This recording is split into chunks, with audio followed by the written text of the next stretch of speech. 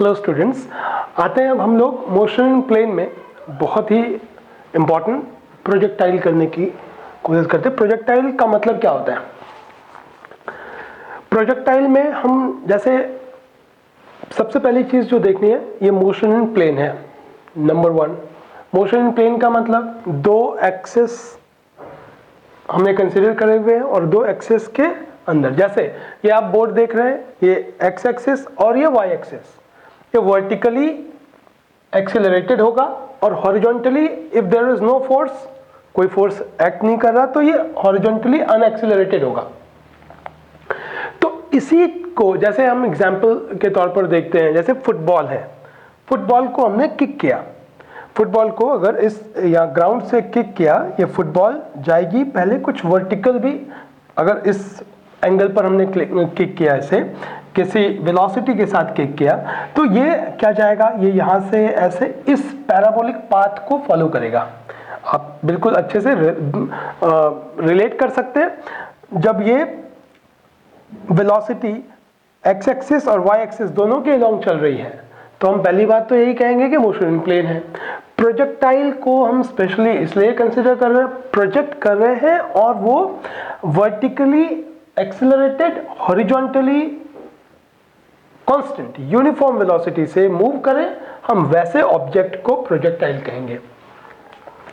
जैसा कि आप देख पा रहे हैं डायग्राम में कि मैंने क्या कंसीडर करा है, एक ये ओरिजिन है और ओरिजिन से हमने कंसीडर करा हुआ है, ओरिजिन से हमने कंसीडर करा हुआ है इसको। जब हमने सेंड किया, यहाँ से इस फुटबॉल को सेंड किया, इस फुटबॉल को हमने किक किया और ये मूव करके एक पर्टिकुलर पोजीशन पर आ रही है, तो ये एक्स और वाई एक्सिस के, क्योंकि ये कोऑर्डिनेट्स है, एक्स एंड वाई इसके पोजीशन को रिप्रेजेंट करते हैं, तो पोजीशन कोऑर्डिनेट्स हो गए। अब हमें क्या देखना है इनमें, ये पूरे प्रोजेक्टाइल में हमें जो कंसिडर करना, जो हमें निकालना है वो क्या है, हम इसके मोशन, और सबसे पहली बात कौन से वो टूल्स हैं जिसका इस्तेमाल करना है हमें। तो जब हम मोशन की बात कर रहे हैं और यूनिफॉर्मली एक्सेलरेटेड मोशन की बात कर रहे हैं, तो क्या इक्वेशन ऑफ मोशन वैलिड होंगे? बिल्कुल correct, equations of motion valid होंगे।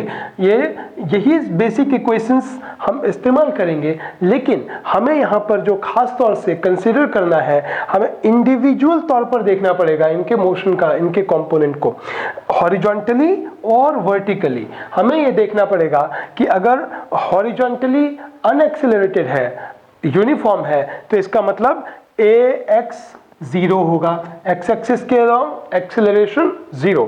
वर्टिकली अगर एक्सेलरेशन हो रही है तो हम अपवर्ड जब जा रही है तो हम माइनस जी कंसीडर करेंगे, और डाउनवर्ड जा रही है तो प्लस जी कंसीडर करेंगे। आपको ये पता ही होगा कि एक्सेलरेशन ड्यू टू ग्रेविटी हमेशा हमें डाउनवर्ड लेना पड़ेगा पॉजिटिव, ये डाउनवर्ड लेना पड़ेगा पॉजिटिव। अगर हम इसको डाउनवर्ड पॉजिटिव कंसीडर करते हैं और पार्टिकल अपवर्ड जा रही है, तो एक्सेलरेशन जो होगी वो ए वाई नेगेटिव जी होगी। ये हमें कंसीडर करना है, एक्सेलरेशन माइनस जी। और हमने जैसा कि यहाँ पर हमें रेजोल्यूशन ऑफ वेक्टर्स का इस्तेमाल करना पड़ेगा, तो एक्स एक्सिस के अलोंग इनिशियल वेलोसिटी का कंपोनेंट क्या होगा, आप यहां पर देख पा रहे हैं, ये थीटा है, तो एक्सेलरेशन 0 है, फाइनल वेलोसिटी उसके अकॉर्डिंग हमें कंसीडर करनी पड़ेगी। हमें देखना पड़ेगा कि अगर एक्सेलरेशन 0 है तो जो इनिशियल वेलोसिटी है वही फाइनल वेलोसिटी के इक्वल होगी। तो हम कंसीडर करते हैं एक बार यू एक्स क्या आएगा, हम रेजोल्यूशन ऑफ वेक्टर को यहाँ पर अप्लाई करना पड़ेगा, रिजॉल्व करना पड़ेगा इनिशियल वेक्टर, इनिशियल जो प्रोजेक्शन की स्पीड है, प्रोजेक्ट किया हुआ हमने स्पीड ऑफ प्रोजेक्टाइल, उसकी अगर हमें हॉरिजॉन्टल कंपोनेंट देखनी है, एक्स कंपोनेंट, तो यहाँ पर क्या लिखेंगे, u cos theta, u cos theta. Vertical component अगर हम देखें इसकी कॉरस्पॉन्डिंग क्या होगा, u sin थीटा। ठीक है, अगर हम इनके वैल्यूज को कंसीडर करें, फाइनल वेलोसिटी क्या होगी, इसको इनिशियल वेलोसिटी लिया, ये फाइनल वेलोसिटी है, final velocity after some time, जैसे हमने यहां पर कंसीडर किया ये 0, ये एट t इक्वल्स 0, यहां पर at t equals some time at t seconds, हम ये कह सकते हैं at t second of projection, t project करने के कुछ क्षण बाद, कुछ सेकेंड्स बाद वो पोजीशन हो रही है, इसकी x and y coordinates given है और इसमें वेलोसिटीज डिफरेंट होंगी। vx तो कांस्टेंट रहेगा, वो हमने कंसीडर कर लिया। It would be ux equal to, it would vx would be equal to ux, क्योंकि एक्सीलरेशन 0 है। अब vy देखेंगे तो vy के लिए हमें क्या निकालना पड़ेगा, फाइनल वेलोसिटी इक्वल्स क्या होता है, बेसिक जो हमारा इक्वेशन है उस इक्वेशन का इस्तेमाल करना पड़ेगा। vy equals uy minus gt consider करना पड़ेगा, क्योंकि ay हमने माइनस g कंसीडर करा हुआ है। तो क्या होगा, uy माइनस gt। एक बार फिर गौर करें, हमने कुछ नहीं किया है, हमने वर्टिकल कंपोनेंट को इंडिविजुअली अगर देखना है तो initial vertical component, initial velocity हमें लेनी पड़ेगी वर्टिकल कंपोनेंट की, और हमने एक्सीलरेशन जो होगी वर्टिकल कंपोनेंट वो क्या होगी, माइनस जी। तो इसको हम सब्स्टिट्यूट करेंगे इस बेसिक इक्वेशंस पे, तो इस बेसिक इक्वेशन पे तो हमें क्या मिलेगा, uy माइनस gt। तो t टाइम के बाद velocity, vertical component of the velocity क्या मिलेगी, uy माइनस gt। अगर हमें इस मोमेंट पर, इस पर्टिकुलर पोजीशन पर हमें देखना है इंस्टेंटेनियस वेलोसिटी क्या होगी, तो इंस्टेंटेनियस वेलोसिटी में हमें क्या कंसीडर करना पड़ेगा, क्योंकि मोशन प्लेन है, x कंपोनेंट भी है, y कंपोनेंट भी है, तो vx square plus vy square ये होता है इंस्टेंटेनियस वेलोसिटी कंसीडर करना पड़ेगा हमें। अब अगर हमें ये देखना हो कि किस एंगल पर ये होगा, तो ये आप बड़े आराम से देख सकते हैं, यहाँ पर tan अल्फा क्या होगा, tan alpha equals vy by vx,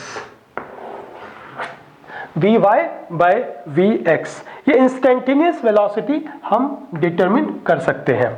तो अब जबकि हमारे पास ये बेसिक कंपोनेंट्स आ गए हैं, अच्छा एक और चीज, हमें पोजीशंस अगर देखनी है, एक्स कोऑर्डिनेट वाई कोऑर्डिनेट अगर हमें डिटरमिन करना है वो भी हम कर सकते हैं। और एक इंस्टेंट पे हमें अगर पता चलता रहे कि उसकी वर्टिकल और हॉरिजॉन्टल क्या पोजीशन रही है, तो हमें एक पैटर्न पता चल जाएगा, और जिसको हम कहेंगे ट्रेजेक्ट्री। उस पैटर्न को गवर्न करने के लिए हमें कौन सा मैथमेटिकल एक्सप्रेशन है, कौन सा इक्वेशन है जो गवर्न करेगा उसके पाथ को, वो हम अभी डिस्कस करेंगे, उसको देखते हैं। सबसे पहले हमें क्या करने की जरूरत है, हमें देखना है टाइम। हमने ये देख लिया कि इस पूरे मोशन को हम दो पार्ट्स में डिवाइड करेंगे, हॉरिजॉन्टल एंड वर्टिकल। इंडिविजुअली हमें देखना पड़ेगा कि इनके एक्सीलरेशन का क्या है वैल्यू, इनिशियल वेलोसिटी की क्या वैल्यू है, वर्टिकल वेलोसिटी की क्या वैल्यू है, और इस तरीके से हम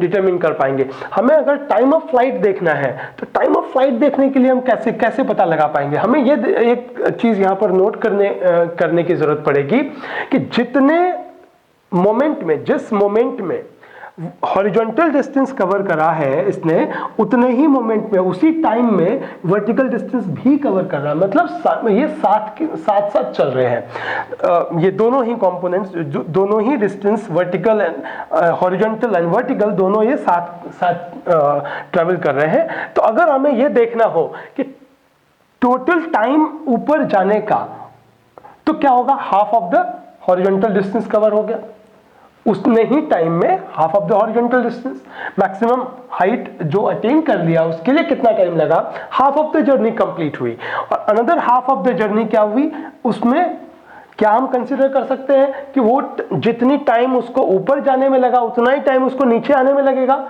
हम ऐसा बिल्कुल कर सकते हैं अगर हम एयर ड्रैग को नेग्लेक्ट करें, क्योंकि एयर ड्रैग अगर होगा तो वो वैल्यूज डिफरेंट होगी, जाने में नीचे से ऊपर मैक्सिमम हाइट तक जाने में और ऊपर से नीचे आने में वैल्यूज, टाइम की वैल्यू डिफरेंट होगी।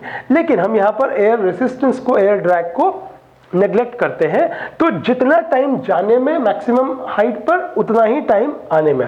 तो जो टाइम मैक्सिमम हाइट तक जाने में लगा उसी टाइम में कुछ वर्टिकल डिस्टेंस भी कवर किया है, और इसी तरह आने में जितना टाइम कवर हुआ उसमें कुछ हॉरिजॉन्टल, जितना वर्टिकल वर्टिकल जो डिस्टेंस कवर किया उसके साथ साथ हॉरिजॉन्टल डिस्टेंस भी कवर किया। तो इस तरीके से हम बड़े आराम से ये पता लगा सकते हैं कि सिर्फ अगर हम ये डिटरमिन कर लें कि जाने का टाइम, नीचे से ग्राउंड से मैक्सिमम हाइट तक जाने में क्या टाइम लगा और आने में कितना टाइम लगा, दोनों को ऐड कर देंगे तो हमें टोटल टाइम निकल जाएगा। टाइम ऑफ प्रोजेक्शन, यहां हमने देखा point of projection to point of landing, इसमें कितना डिस्टेंस ट्रेवल हो गया, हॉरिजॉन्टल रेंज भी हम निकाल सकते हैं, ठीक है, और वर्टिकल डिस्टेंस भी हम निकाल सकते हैं। तो इसको जो टाइम लगा हमें, total time, time of flight बोलेंगे। Projection and landing, take off and landing के बीच का जो मोमेंट है हम उसको टाइम ऑफ फ्लाइट कह सकते हैं। तो टाइम ऑफ फ्लाइट निकालने की जरूरत हमें है, और कैसे निकाल पाएंगे, हमें ये बेसिक फॉर्मूलाज पता है, हमें इक्वेशंस पता है, हम बड़े आराम से निकाल सकते हैं टाइम ऑफ फ्लाइट। हमें ये बेसिक इक्वेशंस गिवन है, हम टाइम ऑफ फ्लाइट निकालने के लिए क्या करेंगे, टाइम ऑफ फ्लाइट के लिए twice of time to attain maximum height, attain maximum height. अब अगर हमें ये देखना हो ये टी हम कैसे निकालेंगे, ये टी कैसे निकालेंगे, इस पर गौर करते हैं। वो यहां से अगर हमने प्रोजेक्ट किया, ये जाहिर सी बात है यू वाई से ही जाएगा ये, और ग्राउंड है, ग्राउंड से ये मैक्सिमम हाइट तक गया, और मैक्सिमम हाइट तक जाने पर उसकी वेलोसिटी कितनी हो गई, ये वी वाई यहां पर क्या हो गई, 0 हो गई, ठीक है। एक्सीलरेशन क्या लग रही है, एक्सीलरेशन जब ये ऊपर जा रहा है तो माइनस जी लगेगा। तो इसमें अगर हम सब्स्टिट्यूट करें 0 equals U Y minus G T, तो टी इक्वल्स क्या मिलेगा हमें, टी इक्वल्स मिलेगा यू वाई बाय जी। तो टाइम ऑफ एसेंट हो गया, टाइम ऑफ एसेंट हो गया, टाइम ऑफ एसेंट और टाइम ऑफ डिसेंट सेम होगा, नीचे से ऊपर जाने में और ऊपर से नीचे आने में जो टाइम लगेगा वो दोनों ही टाइम सेम होगा, इसलिए मैंने ट्वाइस लिखा हुआ है यहां पर। तो कितना होगा, यहां हो जाएगा यू वाई बाय जी। तो हम अगर पुट करना चाहें यू वाई की वैल्यू जो हमने कंसीडर करी हुई है, तो ये टाइम ऑफ फ्लाइट की वैल्यू क्या आएगी, 2u sin थीटा बाय जी, this is the time of flight. इतना टाइम लगेगा टेक ऑफ एंड लैंडिंग के बीच में, ठीक है। तो टाइम ऑफ फ्लाइट हमने डिटरमिन कर लिया। अब हम बात करेंगे हॉरिजॉन्टल रेंज की। तो एक बार जरा गौर करते हैं, हॉरिजॉन्टल रेंज जब हम कह रहे हैं इसका क्या मतलब हुआ। Horizontal distance, total distance cover करना, जो टाइम ऑफ फ्लाइट लगी है उस इंटरवल में टोटल हॉरिजॉन्टल डिस्टेंस कितना होगा वो हम कहेंगे हॉरिजॉन्टल रेंज। तो R इक्वल्स क्या होगा। अब सबसे पहला क्वेश्चन ये आता है, जब हम हॉरिजॉन्टल डिस्टेंस की बात कर रहे हैं तो कंपोनेंट ऑफ वेलोसिटी कौन सा लेना पड़ेगा हमें, हॉरिजॉन्टल कंपोनेंट ऑफ वेलोसिटी। इसका मतलब ये हुआ कि ये ux से ये डिस्टेंस है, डिस्टेंस निकालने के लिए ux हमें वेलोसिटी कंसीडर करनी पड़ेगी, और टाइम कितना लेना पड़ेगा, टोटल टाइम की बात कर रहे हैं हम। तो ठीक है, हम इस इक्वेशन को अगर इस्तेमाल करें, हमें s equals U T plus half A T square. तो सबसे पहली चीज जो हमें देखनी है, x कंपोनेंट ऑफ एक्सीलरेशन देखना पड़ेगा। x कंपोनेंट ऑफ एक्सीलरेशन कितना है, 0 है। इसका मतलब हमें रेंज के लिए सिर्फ और सिर्फ हमें कंसीडर करना पड़ेगा ux into total time, ux into total time. ux क्या है, u और टाइम ऑफ फ्लाइट कितना होगा वो हमें पुट करना पड़ेगा।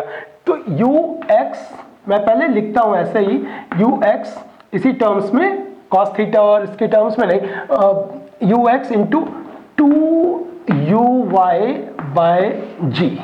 तो हमारे पास रिजल्ट क्या मिला रेंज के लिए, 2uy ux into G divided by G, uy into 2uy into ux by ji.